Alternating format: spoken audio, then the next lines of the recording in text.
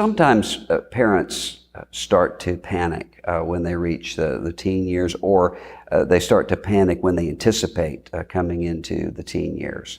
And a lot of that is because in the teenage years, so many things are unpredictable.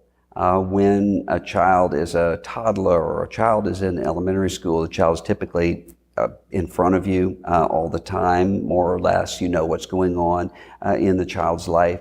And then when you move into the teen years, you have issues of sexual maturity. You have issues of peer pressure that comes in a unique way in the teenage years. You have all sorts of self-image, body image issues. And then you just have the simple fact of mobility, of often children who are increasingly able to drive and able to be places where you don't know where they are. And so I think the main thing to do is to recognize the sovereignty of God. Don't live your life in anxiety. And at the same time, think through what are my responsibilities as a parent to shepherd my child at this time.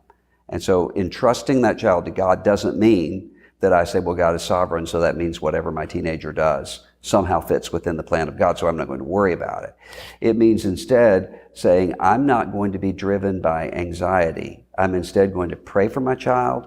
I'm going to talk with my child, keep clear communication with my child, and I'm going to insist on boundaries for my child, which sometimes are going to differ from child to child.